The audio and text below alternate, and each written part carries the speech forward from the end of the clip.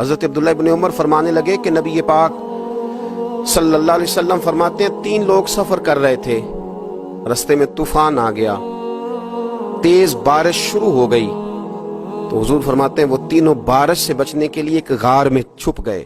ان کو پتہ ہے پرانے زمانے کے اندر غاریں ہوتی تھیں، اور لوگ جب سفر کرتے تھے لمبے تو پتھروں اور پہاڑوں کے بیچ میں سے سفر کرتے تھے۔ وہ غار کے اندر چلے گئے۔ اب چونکہ طوفان بہت زیادہ تھا، جب وہ غار کے اندر چلے گئے تو اللہ کے پیارے حبیب صلی اللہ علیہ وسلم فرماتے ہیں پتھر اوپر سے لڑکتا ہوا آیا اور غار کے منہ کے آگے آ کے اس نے غار کو بند کر دیا۔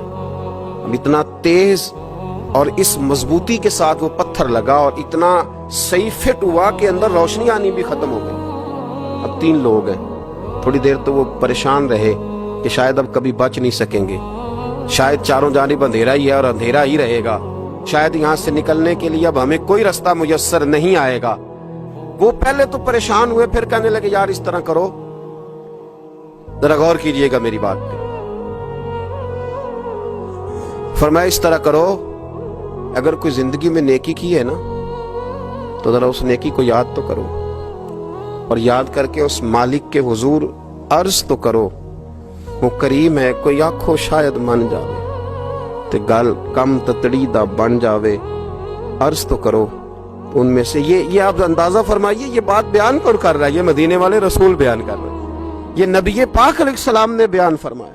یہ وہ کہانی ہے جو ہمیں ہمارے نبی پاک نے سنائی، رسول کریم علیہ السلام نے ہمیں بتلائی، یہ داستان محبت۔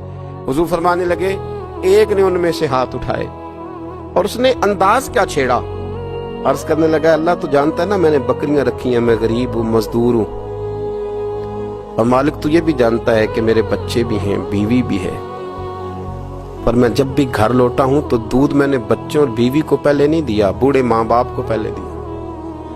اللہ میں نے ان کے ساتھ ہمیشہ کرم کے بازو کھول کر معاملہ کیا۔ وہ غار میں تنہا بیٹھے ہیں اور اپنے مالک کو منا رہے ہیں۔ عرض کرتے ہیں اللہ تجھے یاد ہے نا ایک رات جب میں بڑی دیر سے لوٹا تھا، لکڑیاں کاٹتے، درخت تلاش کرتے، مجھے دیر ہو گئی، میں دیر سے لوٹا تھا، نیت یہ کر رکھی تھی کہ دودھ سب سے پہلے ماں باپ کو پلاؤں گا، مالک جب میں لوٹا تو وہ بوڑھے تھک کر کے سو گئے تھے، میری بیوی نے مجھے کہا کہ بچوں کو پلا دو، وہ سو گئے، تو میں نے کہا نہیں میرے ذمے ہے ان بوڑھوں کے دل کو ٹھنڈا کرنا، ان سے پیار کرنا۔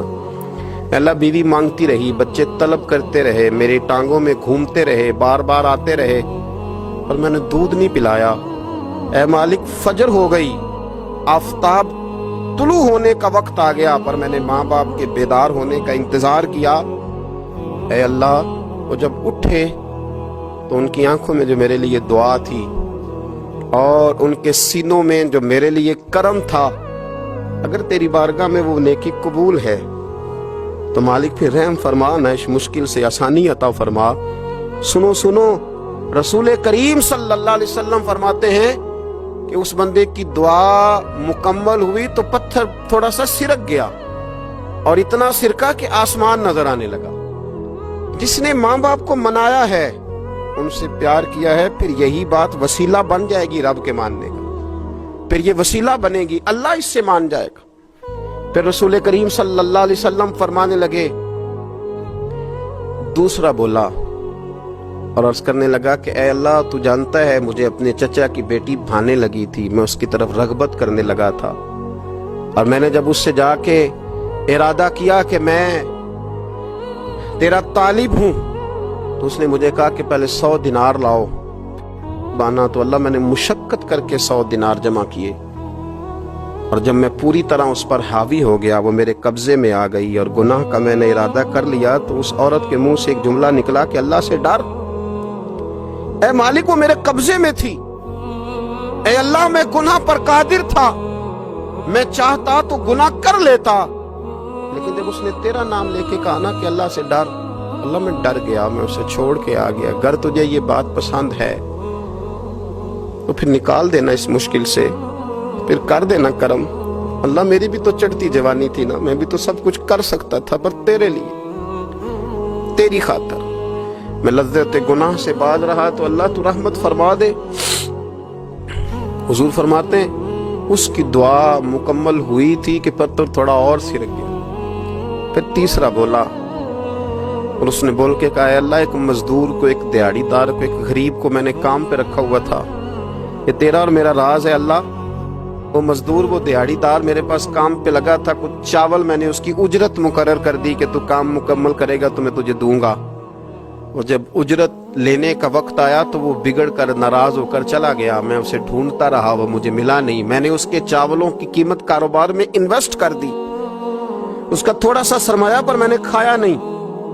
پھر وہ اس سے میں کاروبار کرتا رہا اور اتنا کاروبار کیا کہ بہت ساری گائیں اور ان کے چرواہے تیار ہو گئے. وہ سالوں کے بعد لوٹا. میں نے اس غریب کا مال کھایا نہیں بلکہ بڑھایا، محفوظ کر کے رکھا. وہ سالوں کے بعد لوٹا اور کہنے لگا میرا مال. تو میں نے کہا وہ ساری گائیں تیری ہیں، وہ چرواہا تیرا ہے، یہ سارا کچھ تیرا ہے. کہنے لگا تو مجھ سے مذاق کرتا ہے، میں غریب کہاں اور گاؤں اتنی بڑی گائیں کہاں، تو مذاق کرتا ہے. تو میں نے کہا مذاق نہیں، میں نے اپنے رب سے ڈر کے تیرے مال کی حفاظت کی، یہ تیرا ہے. اے اللہ میں کھا بھی تو سکتا تھا نا، پر تجھ سے ڈر کر میں نے وہ سارا محفوظ رکھا. اللہ اگر تجھے میری یہ ادا پسند ہے تو پھر آج مان جانا، آج راضی ہو جا. اللہ کے رسول فرماتے ہیں اس کی دعا مکمل ہوئی تھی کہ پتھر لڑکا اور ان کے لیے رستہ بن گیا. وہ باہر آ گئے تو حضور نے ہمیں بتلایا کہ وہ تمہاری نیکیاں جو چھپی ہوئی ہیں، وہ تمہاری نیکیاں جو تم نے خالص اللہ کی رضا کے لیے کی ہیں، ان نیکیوں، ان اعمال کا وسیلہ بھی تمہارے رب کے ماننے کا ذریعہ بن جائے گا.